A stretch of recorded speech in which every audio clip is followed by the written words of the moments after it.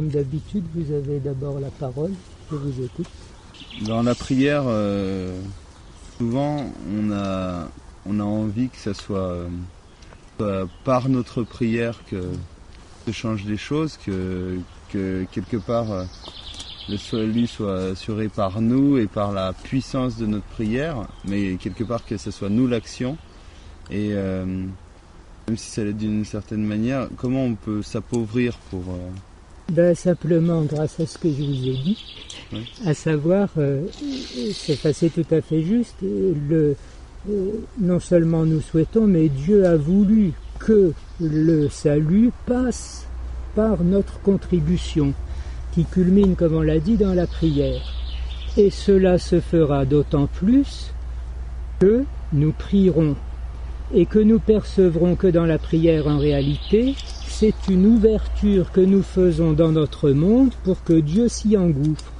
Où on comprend qu'est-ce que le salut, c'est d'être avec Dieu. Donc le seul fait d'avoir compris cette ouverture de la brèche qui est la prière, en effet, on peut se dire, parce que je prie, le salut arrive. Donc voilà. Et l'appauvrissement n'est pas, si vous voulez, dans une attitude un peu morale. Oui, je sais bien, je ne suis pas Dieu, donc ma prière n'est qu'une petite contribution. Elle est tout, et en même temps, elle n'est rien par nature, puisque Dieu fait tout. Et en même temps, si j'ai pas ouvert la brèche, il se passe rien. On est devant une sphère complètement blindée. Et voilà. Pas tout à fait, voilà, il y a toujours une ouverture par en bas où Dieu peut aller partout, puisque même quand la sphère se referme tout entière, elle lui appartient complètement, c'est lui qui crée. Donc si vous voulez, il n'y a jamais de drame absolu. Du côté de l'homme par rapport à Dieu, on ne peut pas lui faire échec totalement. Il reste toujours le vainqueur et le maître. Mais pour ce qui est de la question de la prière, en effet, plus nous prions, plus en effet nous contribuons à l'œuvre du salut, et en même temps mieux nous percevons à quel point tout est de Dieu. Nous voilà réduits donc à l'extrême pauvreté. Tout ce qui est à moi est à toi, vient de toi. C'est la parole de Dieu le Fils égal au Père. Une pauvreté absolue qui fait qu'il est lui-même absolument, complètement, tellement docile et en Dieu et à son œuvre que c'est Dieu lui-même qui agit. Il est le Fils. Et nous, par participation à cela, plus nous prions, plus nous entrons dans cette plénitude de l'efficacité de Dieu, et en même temps, plus nous sommes dépouillés de nos propres affaires. On le disait par rapport au silence. Au début, quand on prie, là j'ai trouvé les 3 formules, ça va être super, voilà. Et puis peu après, on s'est dit ça a été super parce que je me suis tué. Voilà. Donc voilà, je pense qu'on va bien à proportion comme ça. Ça vous va? Alors je vous propose... J'ai encore une question. Oui. Devant la présence réelle, clairement dans un moment comme hier, il y a la chair du Christ qui est là. Oui. Et est-ce qu'il y a est-ce qu'il y a une part plus sensible du fait que c'est 2 corps qui sont l'un en face de l'autre? Je ne sais pas, par rapport à... Il est présent d'une manière particulière à nous, là. Oui. Et donc, est-ce qu'il y a ma question, c'est la place de la sensibilité, je sais pas comment dire, mais dans un rapport de corps à corps, 2 corps l'un en face de l'autre. Est-ce qu'il y a quelque chose de particulier, du coup, à cette prière-là, à cette rencontre? Voilà, il y a en effet un peu le même rapport. Prenons par exemple, faisons la comparaison, Jésus est dans le tabernacle, donc on ne le voit pas, la porte est fermée, on ouvre la porte, est-ce qu'on a plus ou moins de Jésus? Et puis non seulement on ouvre la porte, mais on le sort dans un ostensoir, on encense, on a des torches et toute une mise en scène entre guillemets. Est-ce que là, il peut agir plus en nous que lorsqu'il est caché derrière la porte du tabernacle ou quoi? La réponse est de son côté, le don est total, absolument. Qu'il soit dans le tabernacle ou dehors, on ne peut pas dire qu'il donne plus à ce moment-là que moins. Par contre, de notre côté, rappelons-nous, il y a l'immensité de Dieu, et comment pour nous entrer dedans ou en soutirer le maximum pour nous? Plus ça nous est visible, accessible, célébré, chanté, mieux nous comprenons qui est là et de quoi il s'agit, et par conséquent, plus notre être est ouvert et plus il reçoit. Donc c'est pédagogique un peu. C'est pédagogique, mais pas au sens où ah bon, ce n'est que parce que c'est profondément théologique. Il s'agit de rencontrer deux personnes, Dieu et nous. Donc si l'une des deux personnes n'arrive pas à vivre la rencontre ou ne trouve pas les moyens d'exprimer sa participation, il n'y a pas vraiment la rencontre. Dieu a été là complètement donné, puis plof. Je n'ose pas dire c'est tombé par terre, mais on n'en a rien fait. Donc on s'entraide en fait à pouvoir le mieux grâce à ces différents degrés de célébration. Sachant que, comme je l'avais dit, mais osons le prendre très très au sérieux, même la chair du Christ ressuscité dans l'Eucharistie n'est qu'un moyen donné par Dieu et par l'infinie condescendance du Seigneur pour que mon âme s'ouvre à lui et l'accepte. Voilà. C'est sidérant de penser qu'il met au service du petit acte de foi que je vais faire le don, l'effusion de son corps et de son sang et tout ça. Pourquoi il a institué l'Eucharistie? Est-ce qu'il est plus glorifié d'être là que sur le trône au ciel avec les archanges, les trônes, les dominations, les machins, tout ça? Pas du tout. Il n'y a pas gagné à venir dans l'Eucharistie, mais nous sommes sauvés par cela. Il nous fait le chemin, il vient ici en viatique, sans vouloir vous faire peur, de pas nous mener jusqu'au ciel. Voilà. Et les anges sont présents? Oui, partout où il y a Jésus, il y a les anges, il y a sa maman, il y a son Père, le Saint-Esprit, plus tous ceux qu'il sauve. Jean-Paul II avait dit quelque chose de très beau, surtout si vous avez eu des deuils ou quoi, disant l'hostie consacrée contient non seulement le corps, le sang, l'âme, la divinité de Jésus, mais aussi tous ceux à qui il se donne, s'est donné, se donnera. Donc en mangeant le corps du Christ, je suis uni sacramentellement, c'est-à-dire réellement, mais pas de façon correspondante à notre mode humain de communication, à tous ceux à qui Jésus est uni. Il se traîne avec lui toujours tous ceux qu'il ne rougit pas d'appeler ses frères. Donc on a là alors de mon côté, j'avais prévu de vous dire d'abord 5 petites choses avant de reprendre le fil de l'exposé lui-même, de ces petits topos sur la prière. Et d'abord, j'ai oublié de dire quelque chose de très touchant à propos de Jacques Fesch. Vous vous souvenez de qui il s'agit? Ayant grandi grâce à cette pédagogie divine dans une intimité très forte avec Sainte Thérèse de l'Enfant Jésus, grâce à qui il avait compris que plus on était pauvre, dépouillé, malheureux, pécheur, etc., et plus l'abandon total à Dieu était facile, puisqu'on n'avait évidemment aucun point d'appui en soi-même. Donc c'était pour lui la chance de sa vie, c'est le cas de le dire. Et il avait donc dit, Sainte Thérèse, s'il te plaît, aurais-je pu être exécuté le jour de ta fête, qui tombait le 30 septembre.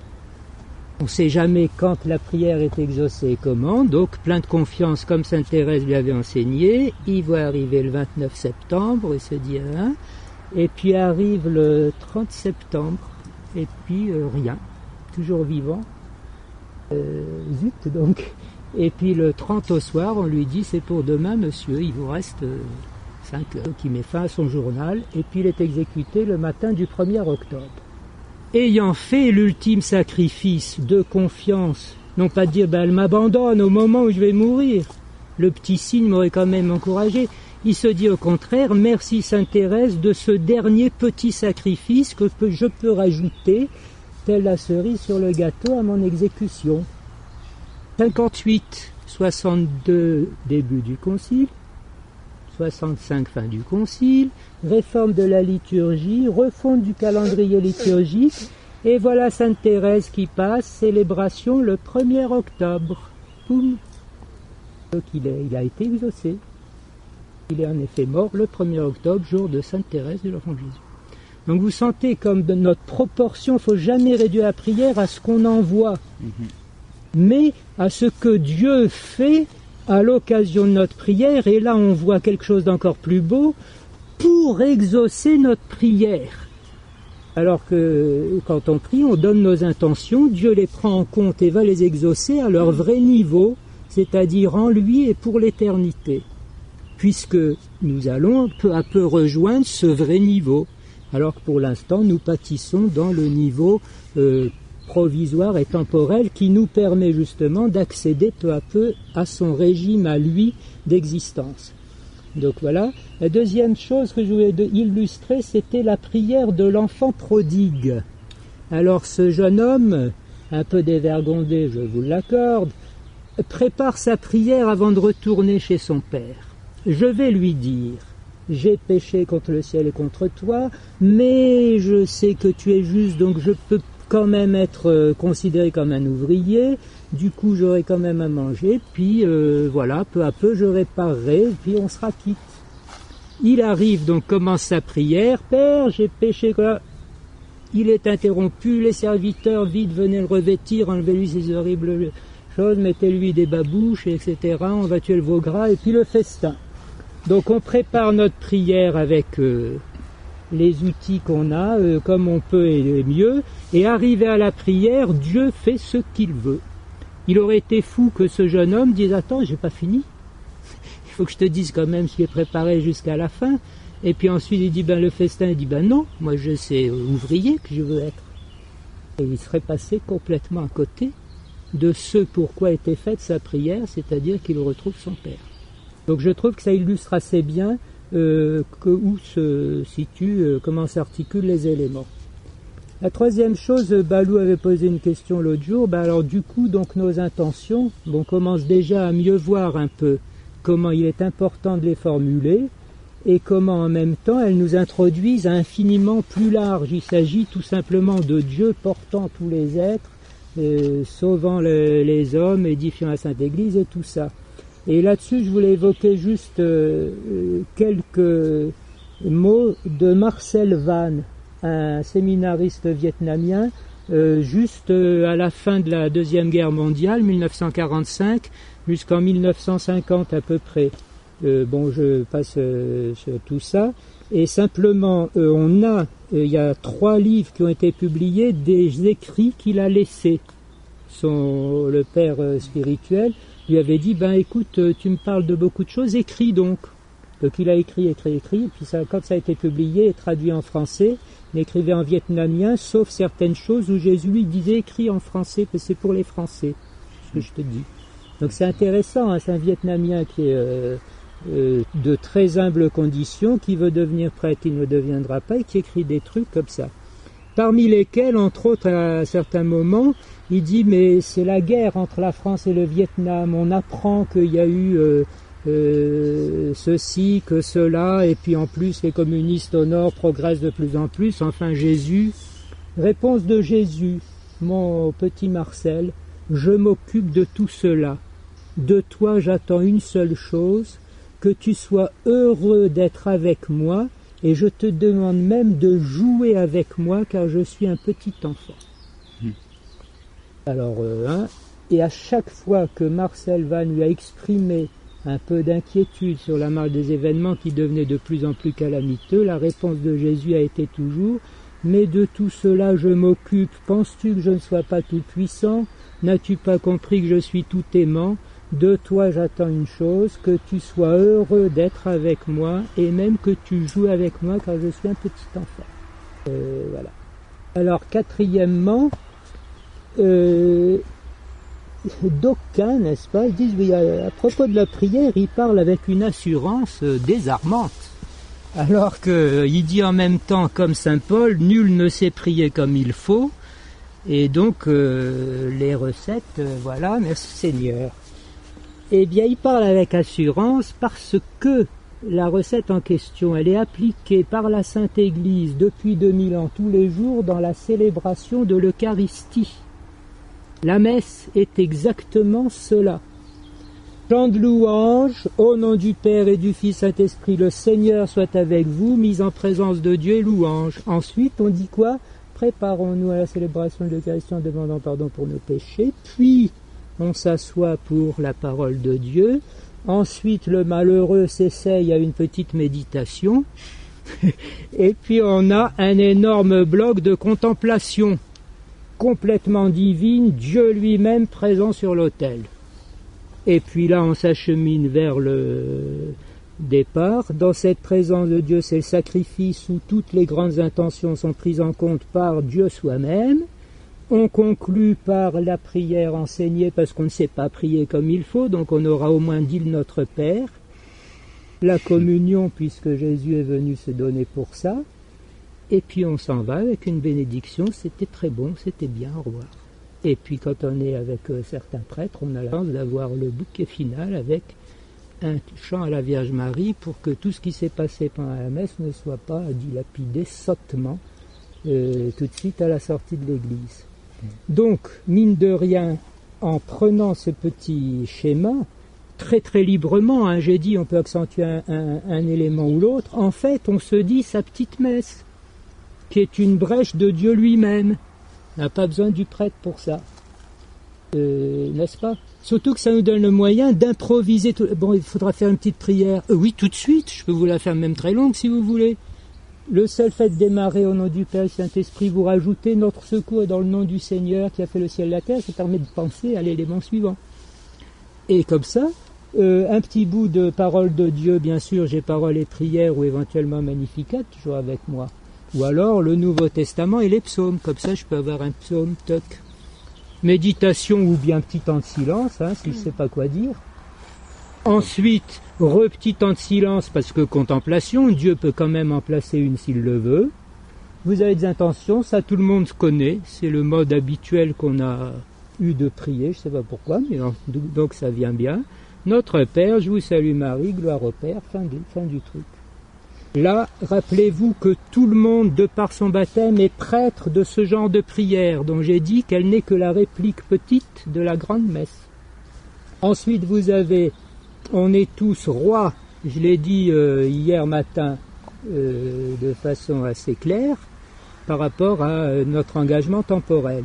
Et ce soir, en parlant un peu de la confession, je vous indiquerai qu'on est aussi prophète. Prêtre, prophète et roi, c'est les trois qualités dont Jésus nous a revêtus à notre baptême en se donnant à nous, au point qu'on est chrétien comme lui est Christ.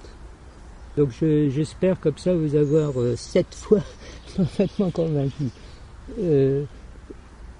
Pensez vraiment, hein, les amis, que Dieu ayant donné des signaux très forts pendant ce camp, c'est pas juste parce qu'il disait tiens on va les amuser un peu pendant ces quelques jours, c'est parce que derrière ces signaux qui manifestent de sa part une volonté d'entrer très profondément dans chacune de vos vies, on peut effectivement vivre dorénavant dans ce régime-là.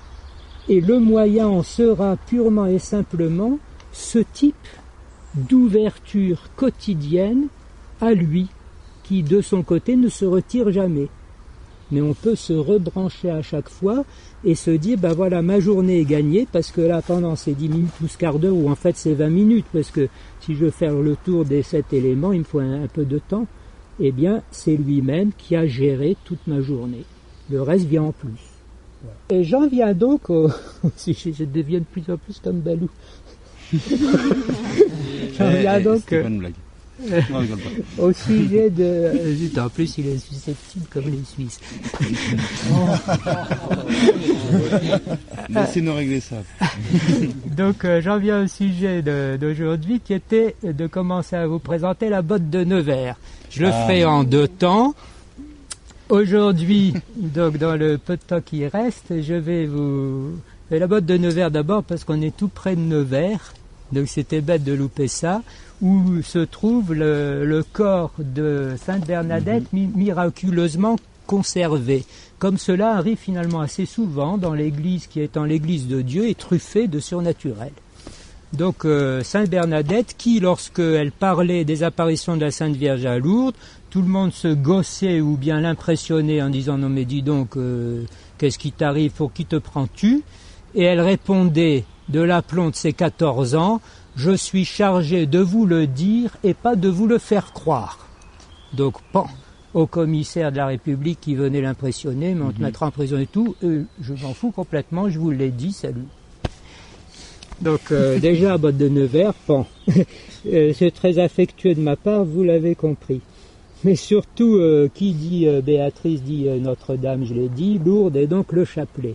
Donc la botte de Nevers, c'est le chapelet, ça veut dire que tout ce qu'on a vu jusqu'à présent de la prière, il y a un moyen ultra simple, accessible aux tout petits enfants et aux mourants, en passant par toutes les autres catégories, qui permettent de vivre avec une efficacité sans précédent et sans égal tout ce qui a été dit de la prière.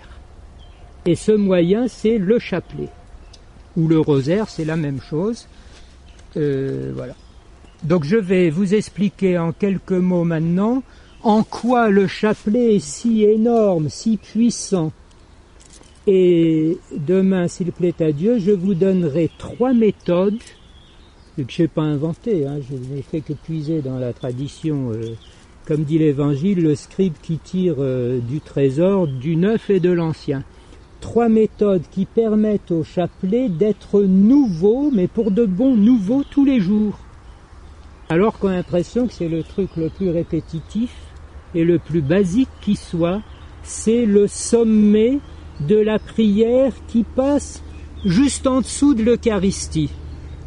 Donc je ne sais pas si vous sentez que quand je prends mon chapelet, je me trouve presque à l'égal du prêtre qui va célébrer. Et je pèse bien mes mots. Donc on ne vient pas me dire, oui, on manque de prêtres, on n'a pas pu avoir la messe, sans me dire en même temps, je dis mon chapelet tous les jours. Puisqu'il y a, non pas le remplacement, mais le moyen d'être presque aussi efficace qu'à la messe, grâce au chapelet. Pour indiquer, je vais justifier ça maintenant, parce que j'ai compris qu'il fallait donner ses sources. Pour voir un peu la puissance du chapelet, juste en l'évoquant, à Fatima, Notre-Dame a dit, en 1917, donc on est à 1 an de la fin de la Première Guerre mondiale, si on dit le chapelet tous les jours, donc 5 dizaines, même pas le rosaire, qui à l'époque faisait 150, je vous salue, et qui maintenant en fait 200, grâce ou à cause de Jean-Paul II. Donc en disant le chapelet, donc 1/3 du rosaire de l'époque, on aura la paix au moment où c'était les plus grands massacres de la Première Guerre mondiale. Bon, 1 an après la guerre se termine, donc évidemment, on a dit le chapelet tous les jours. Comment se fait-il alors qu'en 1939, et surtout en 1940, bat son plein la Deuxième Guerre mondiale? Parce que pendant les 20 ans, l'histoire les a retenus comme les années folles. Donc à mon avis, il n'y a pas beaucoup de gens qui ont dit le chapelet tous les jours. Donc on s'est payé la Deuxième Guerre mondiale, qu'on aurait pu éviter. Oui, c'est bête, Combien? 45 millions de morts, dont 6 millions de juifs, comptez tous les prêtres et les bonnes sœurs. La ruine, l'écrabouillement total de l'Europe. Quelle est la nation qui a eu le plus de morts? La Russie, voilà. Puis ensuite, ouais. Enfin bon, voilà, vous voyez un petit peu. L'Écriture reconnaît le chapelet dans la fronde de David contre Goliath. Un usage d'ailleurs primitif du chapelet que les enfants retrouvent tout de suite. Donc c'est très intéressant de voir qu'à travers les siècles, la chose sert toujours. Donc David contre Goliath, un grand géant qui fait 6 pieds de long, qui a une lance de 6,1, tout est en 6,6,6 chez ce Goliath, c'est curieux. Bon, et l'autre, il a 5 cailloux dans sa besace, 1, 2, 3, 4, 5. Et puis la fronde pour les envoyer, un seul caillou, pom, en plein front. Et avec sa propre épée, il lui tranche la tête. Voilà. Donc le chapelet, vous voyez que ça vient de loin et que c'est quand même très très efficace. J'ai dit que ça venait juste en dessous de la messe. La messe, c'est le mystère du Christ. Le corps né de la Vierge Marie, qui a souffert sous Ponce Pilate, qui a été crucifié, qui est mort, a été enseveli, qui est ressuscité le 3e jour, et que tous verront, même ceux qui l'ont transpercé au dernier jour. Je dis mon chapelet, annonciation, visitation, le corps né de la Vierge Marie. Puis après, bon, il y a les lumineux, à la messe j'ai l'annonce de l'Évangile, donc tarara. Ensuite j'arrive au douloureux, agonie, etc. Donc le corps, Et puis ensuite, j'entre dans les glorieux, ressuscité le 3e jour, et monté aux cieux, est assis à la droite de Dieu le Père Tout-Puissant. Et puis couronnement de la Vierge Marie, le triomphe absolu, tous les élus dans la gloire. J'ai fait le tour avec mes chapelets de tout le mystère du Christ, comme pendant une messe. Oui, mais mes intentions...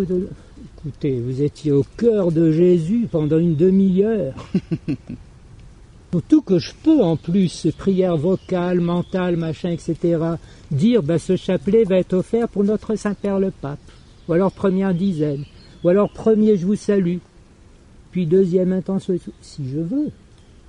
Mais le chapelet me plonge dans le mystère du Christ comme le fait l'Eucharistie, sauf que là c'est pas substantiel avec un prêtre, c'est spirituel avec la Vierge Marie.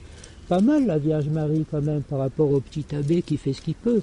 Oui, mais bon, le petit abbé, il est ordonné, donc lui, il a l'Eucharistie. Mais avec le chapelet, je me trouve donc pris en fait. Qu'est-ce qui... Bernadette a dit, je disais mon chapelet, elle remuait pas les lèvres. Donc elle dit le chapelet, Marie, c'est intéressant. Mais elle faisait courir les grains dans sa main. Donc moi, je fais la prière vocale, je vous salue Marie, de là. Et qui est-ce qui contemple pendant le chapelet? Marie.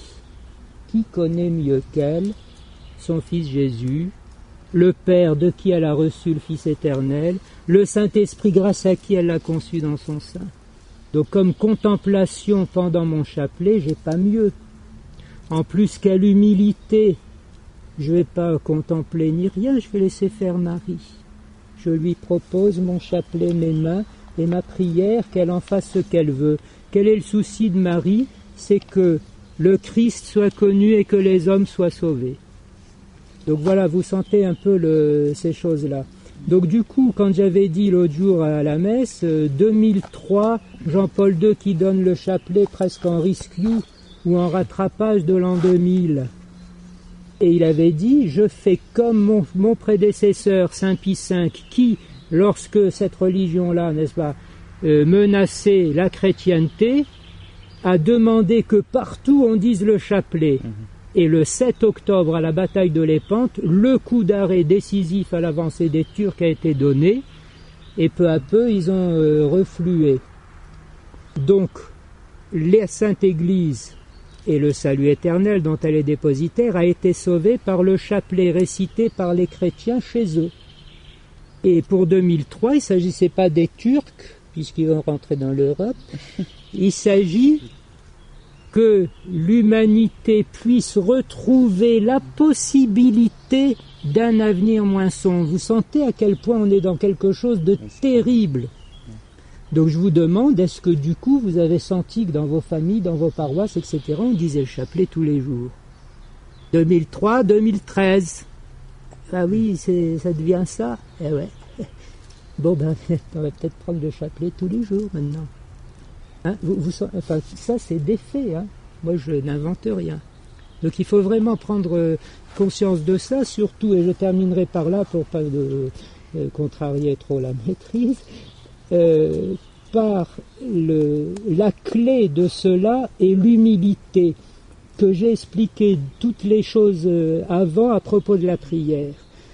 C'est Dieu qui fait tout, il fait ce qu'il veut, comme il veut, quand il veut, avec qui il veut. Hein? Donc on est d'accord là-dessus. Si celui-là dit soudain, ou alors en disant à sa maman, écoute, vas-y, parce que moi vraiment, c'est bizarre. Donc elle y va, et elle dit, voilà, pour avoir la paix, le salut du monde, rattraper les pauvres pécheurs au sein de l'enfer, vous allez faire ça. Une toute petite chose, hein.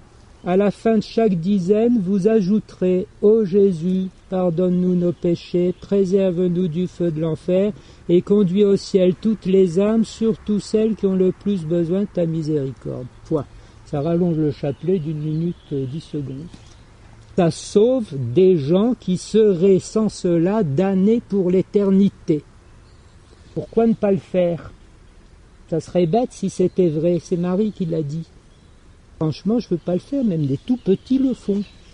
François et Jacinthe, 8-10 ans, ils l'ont fait. Eux-mêmes sont devenus des saints en 1 an ou 2, et ils ont contribué, tenez-vous bien, à sauver Jean-Paul II d'avance. parce qu'ils avaient vu cette vision de l'homme en blanc, en se disant c'est le pape bien sûr. Et Marie avait dit voilà, il faut prier parce que sinon c'est ça qui va arriver. Donc ils ont prié pour cet homme en blanc, pour notre Saint-Père en fait, et Lucie raconte bien, on priait tous les jours le chapelet aux intentions du Saint-Père. Donc vous sentez l'énormité de ce qui se joue là-dessus. Donc à demain si vous voulez, pour voir à quel point le chapelet est enthousiasmant, nous porte et nous garantit de devenir des gens de prière dans la prière même de Marie.